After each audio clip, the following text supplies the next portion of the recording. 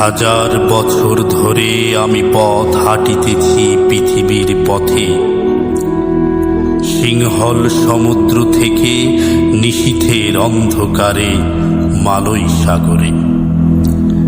অনেক ঘুরেছি আমি বিম্বিসার অশোকের ধূসর জগতে, সেখানে ছিলাম আমি আরো দূর অন্ধকারে বিদর্ভ নগরে।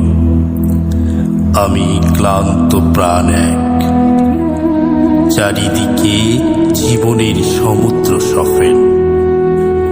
আমারে দুদণ্ড শান্তি দিয়েছিল নাটোরের বনলতা সেন। চুলতার কবিকার অন্ধকার বিদিশার নিশা, মুক্তার শ্রাবস্তির কারুকার্য অতি দূর সমুদ্রের পর। হাল ভেঙে যে নাবিক হারাইছে দিশা, সবুজ ঘাসের দেশ যখন সে চোখে দেখে দারুচিনি দ্বীপের ভেতর, তেমনি দেখেছি তারে অন্ধকারে। বলেছে সে, এতদিন কোথায় ছিলেন? পাখির নীড়ের মতো চোখ তুলে নাটোরের বনলতা সেন।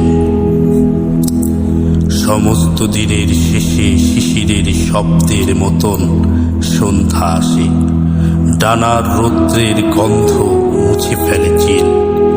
পৃথিবীর সব রং নিভে গেলে পাণ্ডুলিপি করে আয়োজন, তখন গল্পের তরে জোনাকির রঙে ঝিলমিল। সব পাখি ঘরে আসে, সব নদী ফোরায় এ জীবনের সব লেনদেন। থাকে শুধু অন্ধকার মুখোমুখি বসিবার বনলতা সেন।